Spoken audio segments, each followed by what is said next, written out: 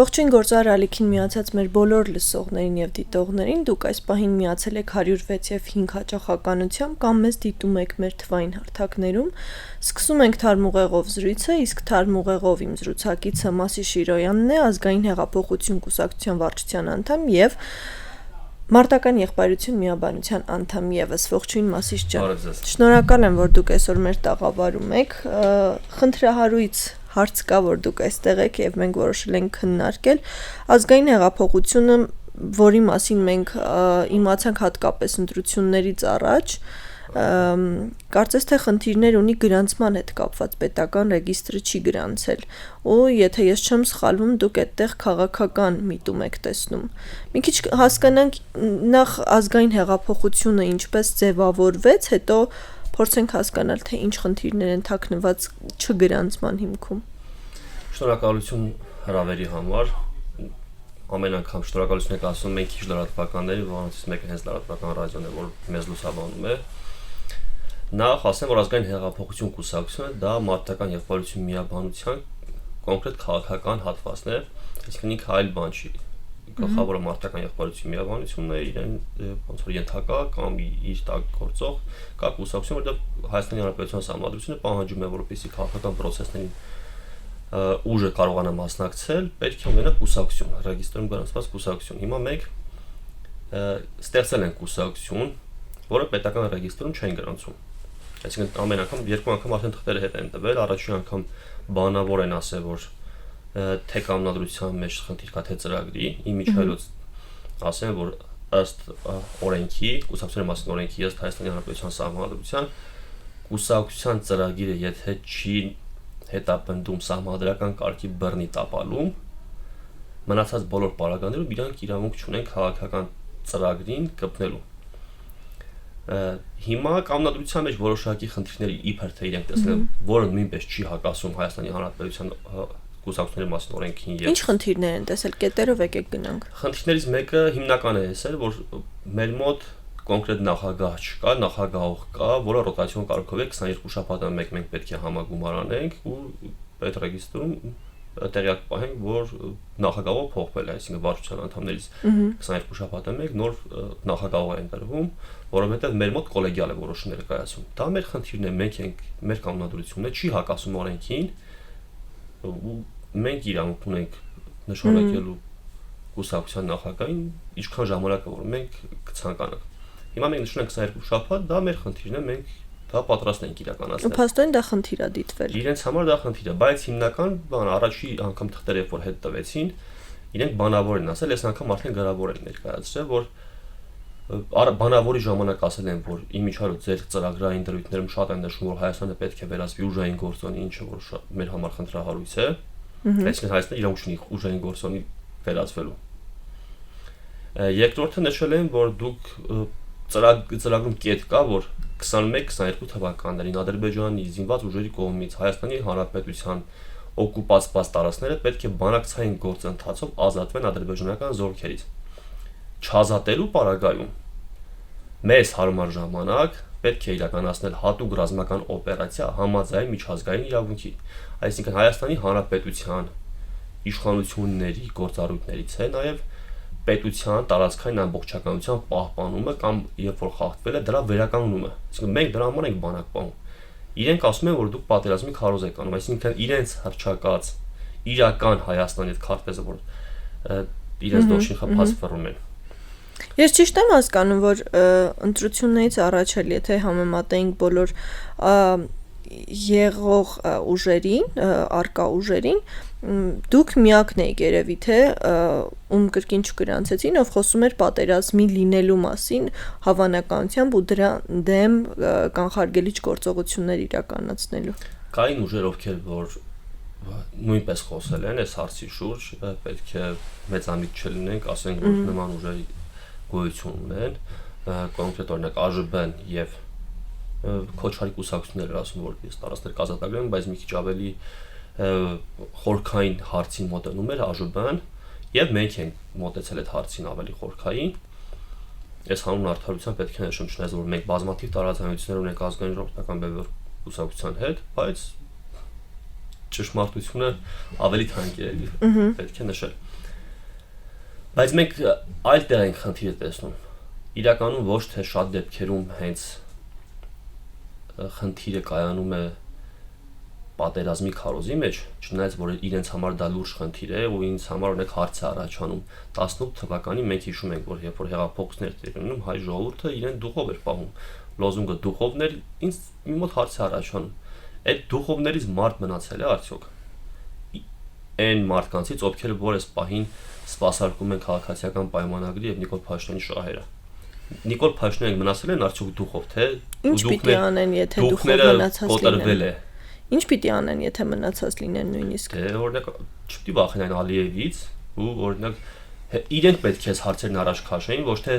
սպասեին, որ մենք պետք է այս ամեն ինչն ենք։ Այսօրվա իշխանությունը իրենք են ու իրենց պարտականությունների մեջ են մտնում Հայաստանի Հանրապետության Սահմանադրության համաձայն, որ վերականգնել Հայաստանի Հանրապետության տարածքային ամբողջականությունը։ Դե իրենք ասում են, որ գործընթաց է եւ ժամանակի ընթացքում տեղի ունենալու դա։ Իրենք դրա հակառակ գործընթացն են արել նոյեմբերանում։ Իրենք հանձնել են Հայաստանի Հանրապետության, իրական Հայաստան, իրենց ասած չակերտալ, սովետական Հայաստանի տարածքներից հանձնել են Ադրբեջանին, որը որ մենք ապացուցել ենք որ 84-ից 88 թվականների պարիտետային հանձնաժողովով սահմանազատված էր այդ հատվածը ու այն հողերը, որոնք իրենք հանձնեցին Ադրբեջանին, դա Հայաստանի Հանրապետության տարածքներից է։ Դա էլ պետք է վերականգնվի,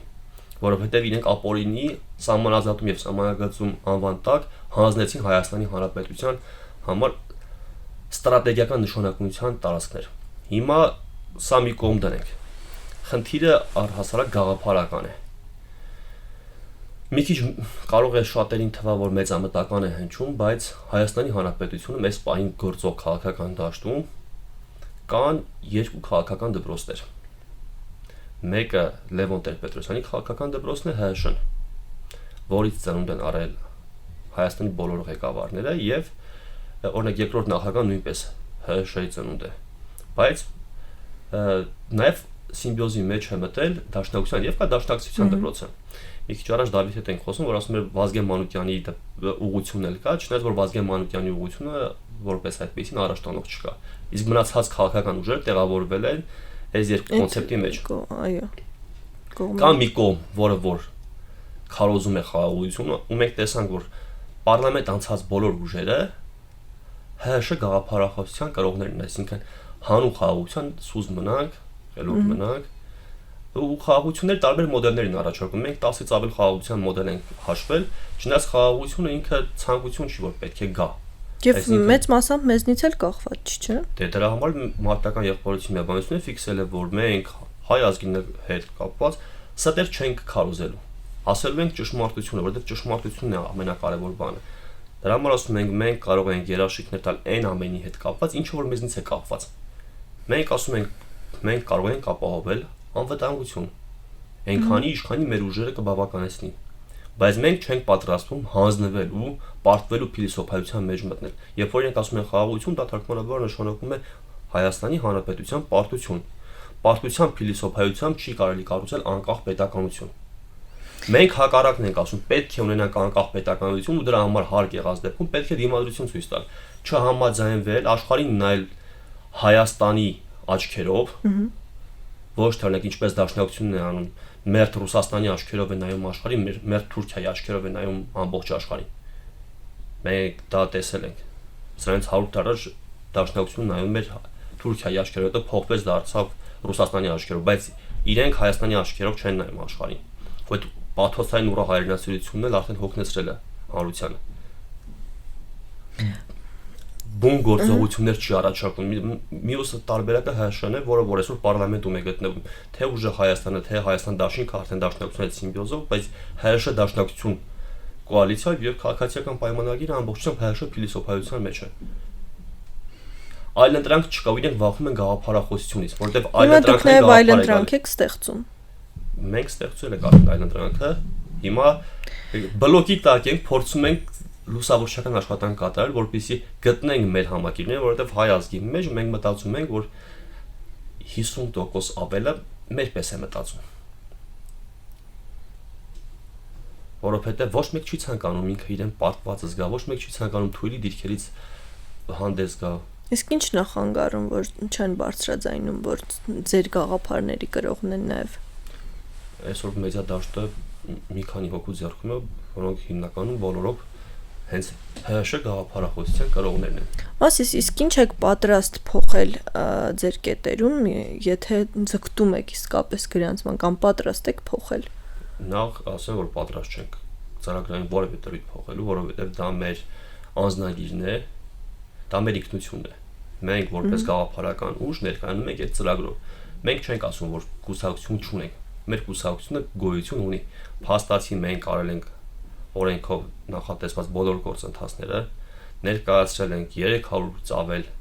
կուսակցականների, համագումար ենք արել, հաստատել ենք ծրագիրը, հաստատել ենք վարչությունը, հաստատել ենք կանոնադրությունը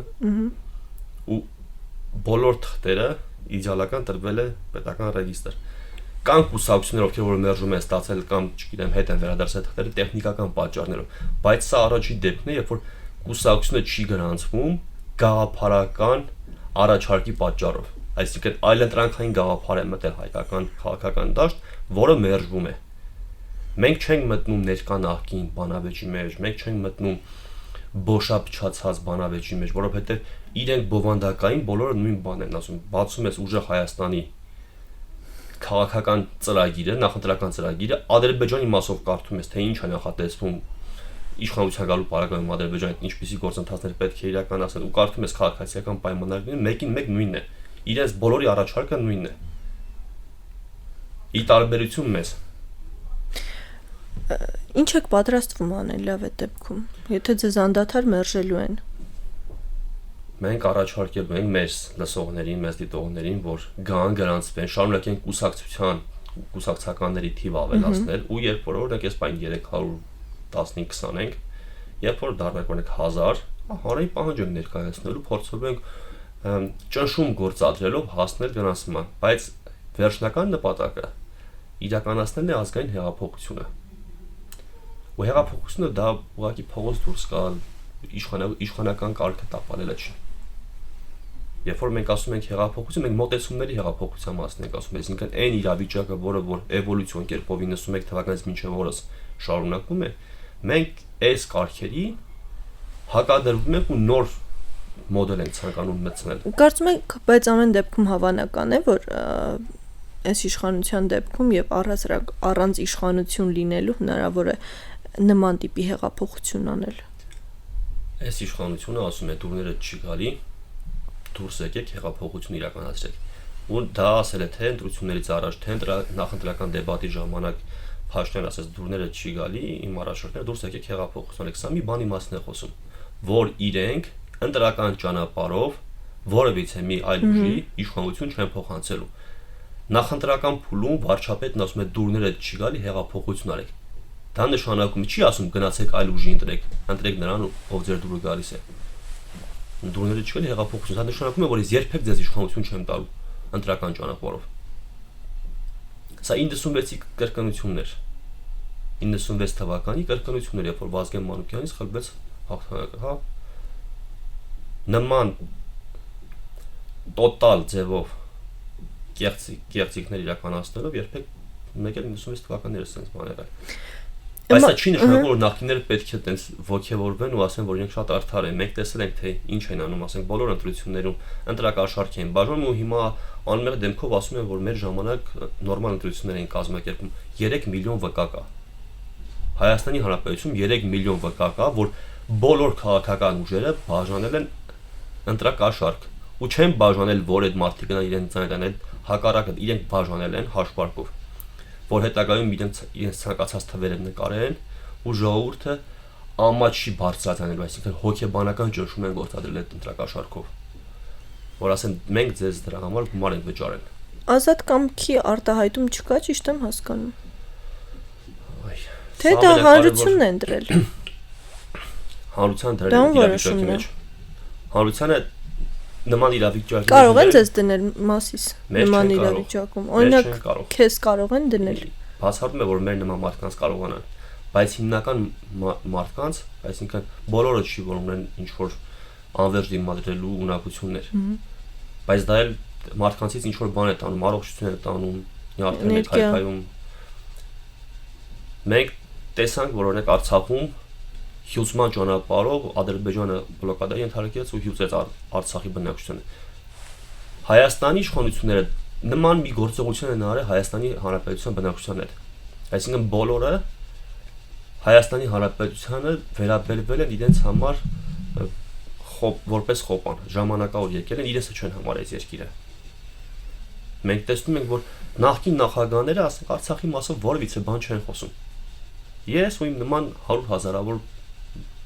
մարդիկ տղաներ գնացել են Արցախում են ծառայել։ 2 տարի իրենց կյանքից նվիրել են Արցախի պաշտպանության, իմանալով, որ դա իրենց հայրենիքն է, դա Հայաստանի մի մասն է, պաշտպանել են Արցախի։ Հիմա ասում են այդ դենտրությունների շեմին խոսել դրա մասին, կարծում եմ, եթե հավանականություն չկա վերադարձնելու այս պահին, խոսելը անիմաստ չի։ Ոչ մի դեպքում խոսելը անիմաստ չի ու պետք է լուծումներ գտնել։ Իսկ ինչու չեն խոսում։ Որովհետև պարտության հոգեբանության մեջ են բոլորով։ Իմ համար դա ցավալի է ու զարմանալի, որ Հայաստանի Հանրապետության 3 նախագահներ էլ իրենց կենսագրությունները ամբողջությամբ կապված է Արցախի հետ, չելներ Արցախը չեն լինի իրենք։ Բայց Արցախի մասին այնպես չի, որ չեն խոսում, խոսում են ուղղակի վերադարձի մասին չեն խոսում։ Արցախցիների հետ վերադարձի մասին են խոսում։ Այո, Արցախը շատ վտանգավոր խոսույթ է իմիջիալից ասում, արցախցիներին պատրաստվում են վերադարձնել Արցախ որպես Ադրբեջանի քաղաքացիներ։ Սա արդյոք պատրաստ է արցախցին վերադառնալ այդ հարց Արցախցի պատրաստ լինելը չի, հարցը նախագահների մոտեցումն է, իրենց լեկտիվությունը, որ նման կերպ են մոտեցում ցուցաբերում։ Այսինքն չկա այդ հարցը այլևս փակ է։ Ես հիշում եմ Սերժ Սարգսյանը ժամանակին ասում էր Արցախի հանրապետությունը երբեք չի լինի Ադրբեջանի կազմում։ Ինքը դա պնդում էր ու հաստատում էր։ 20 թվականից հետո էլ այդ հայտարարությունն արել։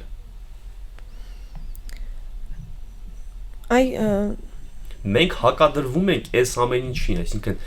Սերժ Սարգսյան, Ռոբերտ Քոչարյան, Լևոն Տեր-Պետրոսյան եւ դրանց գումարած հանրագումարը իրենց բոլորի արդյունքն է Նիկոլ Փաշինյանը։ Դե ձեզ էլ հիմա մեղադրում են տեղ-տեղ պատերազմի քարոզանելու մեջ, չէ, բայց եկեք մի հատ սահմանը դնենք ու հասկանանք, որն է ինքնապաշտպանությունը ու ռազմական հռետորաբանությունը, այդ քարոզը, եկեք հասկանանք, որ դեպքում կարելի է իսկապես այդպես ընկալել խոսքը։ Մենք երբևիցե պատերազմի քարոզ որևիցե տեղ չենք տարել։ Բայց մեղադրում են, չէ, ձեզ դրա համար։ Թե որովհետև այլ միտք չունեն հակադարձելու։ Ամբովանդակ պետք է ինչ-որ մի բանում ուղղակի փորձեն մեղադրել ու պիտակավորել։ Չեն կարող որևիցե մեկը չի կարող գտնել մի տեղ, որտեղ որ մենք քարոզ ենք տանում, որ պետք է պատերազմ։ Չկա նման դեպք, որ մեր միաբանության անդամներից որևիցե մեկը քարոզել է պատերազմ։ Մենք ասում ենք ուղղակի, որպեսզի չշարունակվի այս գահավիժումը, որպեսզի տեղի չունենային ամեն ինչ որ տեղի է ունենում, դրա համար պետք է անկախություն, իսկ անկախությունը մեր ձեռքից փորձում են տանել։ Դա փորձում են տանել Ռուսաստանը, դա փորձում է տանել Ադրբեջանը, Թուրքիան, Եվրոպան, ԱՄՆ-ը, բոլորը փորձում են, որովհետև բոլոր պետություններն են ցանկանում ծավալվել։ Բայց բնականաբար մեկը մյուսի հաշվին։ Բայց մենք սրանք պետք է կարողանանք դիմադրել։ Իսկ ինչպես կարելի է եւ դիմադրել եւ համագործակցել այդ պետությունների հետ։ Դիմադրելու դեպքում ավելի լավ են համագործակցում։ Իրանի օրինակը լավագույն օրինակն է։ Ամսի 19-ին պետք է կնքվի Իրան-ԱՄՆ հաշտության պայմանագիրը, որից հետո Իրանին բազմաթիվ արտոնություններ են տրվելու, ավելի շատ քան մինչև պատերազմներ։ Սա դիմադրության մասն է խոսում։ Իրան-ԱՄՆ հարաբերակցությունը անգամներով ավելի մեծ է, քան Հայաստան-Ադրբեջան հարաբերակցությունը։ Լավ, դուք ո՞նց եք պատկերացնում այդ ինքնիշխանության վերականգնումը։ Հստակ քայլերով եկեք գնանք։ Առաջի հերթին Հայաստանի Հանրապետության հետ կապված որոշումները պետք է իրականացվեն Հայաստանի Հանրապետությունում։ Մենք պետք է աշխարհի հետ փոխհարաբերվենք ոչ թե այլ երկրներին, որին ինչքան է ձեռնտու ամենքին իրենց մասնաբաժնը տանք, այլ պետք է հասկանանք մեզ ինչքան է ձեռնտու, ում հետ ինչքանի պետք է հարաբերվենք։ Հիմա մենք տեսնում ենք օրինակ կեղծ հայ-ռուսական հարաբերությունների լարում։ Ես թվերով ներկայացրել եմ, որ երբեք Հայաստանի Հանրապետության եւ Ռուսաստանի Դաշնության միջև առևտրաշրջանառությունը նման ծավալների չի եղել։ Ամբողջ արտաքին առևտրաշրջանառության 33%-ը բաժին եկնում Ռուսաստանի Դաշնությանը։ Որևիցե մի նախագահի օրոք նման մեծ ծավալների չի եղել։ Մեզ հակադարձում են, ասում են, քանի որ Ռուսաստանը սանկցիաների տակ է։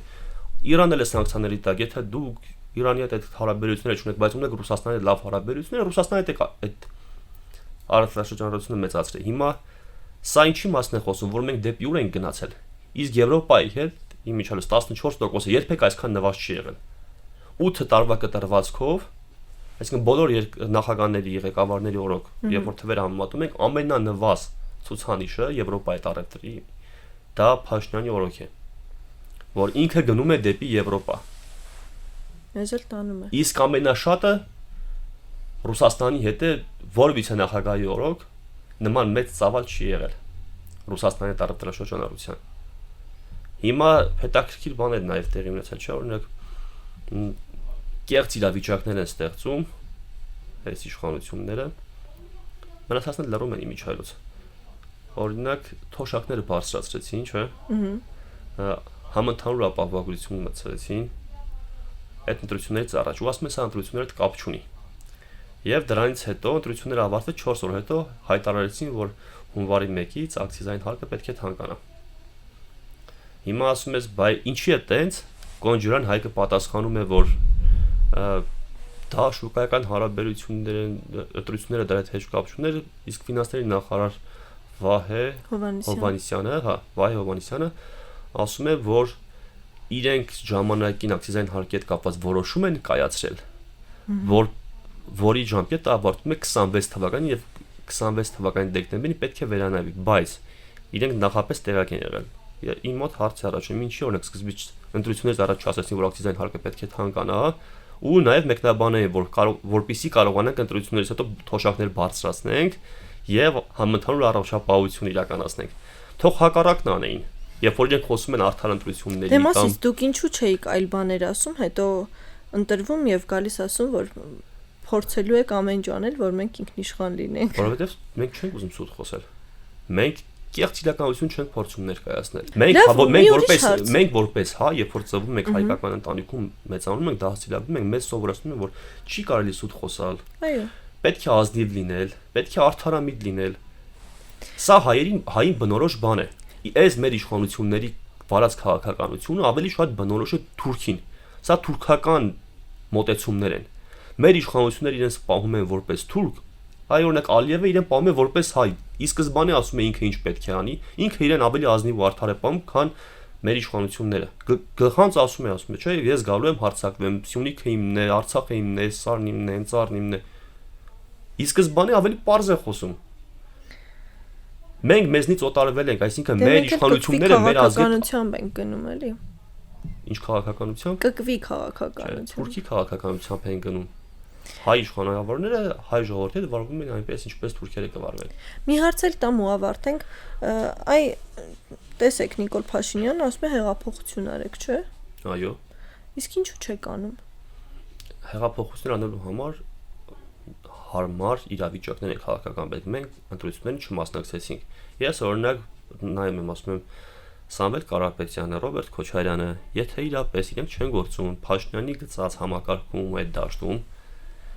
այն պահին, երբ որ գիշերը ժամը 2-ին դեռ 10% ընտրատեղամասերի թվերն էր հրապարակված ու Փաշինյանն ասաց, որ ես հաղթել եմ ու միայնքն եմ ձևավորել կառավարությունը,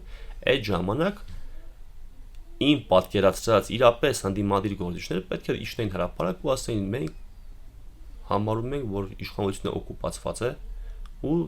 փորձելու ենք տապալենք։ Ինչու դուք չիջաք այդ ժամանակ խոսելու դրա մասին։ Մեզ չեն ընտրել։ Ում ընտրել են նրա հետևից են գալ, որտեղ մենք Բայց դուք արդարության կողմնակից եք, չէ՞։ Մենք իրականության նայում ենք, մենք ճանաչելի չենք, մեզ մասին ամբողջ Հայաստանում տեղյակ չեն, շատ քիչ մասն է տեղյակ։ Հայաստանի 3%, 5%-ն է մեր մասին տեղյակ։ Մենք որ իջնենք, մեզ ոչ մեկ չէր լուսաբանելու, մենք չենք հասնելու բոլորի տները, մեզ ոչ մեկ չէր իմանալու։ Իրավիճակը այնպեսին է, որ դա մեր անելիքը չէր։ Դա իրենց անելիքն էր, ինչը որ իրենք չարեցին ու հավելյալ հիասթափություն առաջացրեցին։ Որ հանրությունը հույսները կտրի, որևիցե մեկի հետ հույս չկապի, այսինքն այնպիսի կերպարներ քաղաքական եւ հասարակական գործիչներ, բիզնեսմեններ, ինչպիսիք են օրինակ Սամվել Կարապետյանը, Ռոբերտ Քոչարյանը ու իրենց կողքը, իրենց հետ փոխկապակցված այլ անձինք, իրենք լուր են մնում։ Օրինակ իմ մոտ հարց առաջ ուր է Ծառուկյանը։ Իր ձայները գողացին, ուր է Ծառուկյանը։ Մի ձայն չի անել իր ձայների հետ կապված։ Դե իրենց թիմակիցը կենտրոնական ընտրական հանձնաժողովի մոտ մի քանի օր հացադուլ եւ նստացույց արեց ու ավարտվեց այդքանով կարծես թե։ Առաջնորդը չկա։ Իմիջիալ այդ հացադուլերի հետ կապված Հայաստանում այդ հացադուլը անլրջացրել են, ոչ մեկ էլ լուրջ չի վերաբերվում։ Մարդիկ հացադուլ են հայտարարում, իրենց պահանջը չբավարարված հացադուլը դադարեցնում են։ Մենք սա էլ չենք ընդունում, այսինքն եթե դու հացադուլ ես հայտարարում, հասկացի ինչի համար ես հացադուլ հայտարարում ու մինչև քո պահանջը չիրականացվի, մի դադարեցրա։ Կամ էլ ի սկզբանե մի հայտարարի հացադուլ։ Ինչը փոքրիկ երեխայի նման կապրիզներ եք անում, ուշադրություն եք գրավում, բայց հարցին լուծում չի տրվում։ Սա արդար մոտեցումներ չի, բայց իրենք կարող են հետ հեղափոխություն իրականացնել տարան մարման։ Մենք ասում ենք հաջորդ թիվ հիմնական նպաստավոր պայմանները դա սահմանադրական հանրաքվեն է։ Ու մենք ամեն ինչ անելու ենք, որպեսզի ոչը հաղթի, այսինքն պոզիտիվ ոչն ենք քարոզելու։ Տեսնենք որքանով կստացվի ձեզ մոտ։ Պոզիտիվ ոչի հաղթանակի դեպքում Փաշինյանը այլևս իշխանություն չի ունենալ։ Ուղղակի, որովհետև ինքը մինչև այս պահը ինչ քաղաքական նպատակ դրել իրականացրել է։ Մի անգամ չկարողանա իրականացնի, ինքը այլևս զրկվելու է իր ամբողջ այդ իշխանական ազդեցությունից ու հնարավորություններից։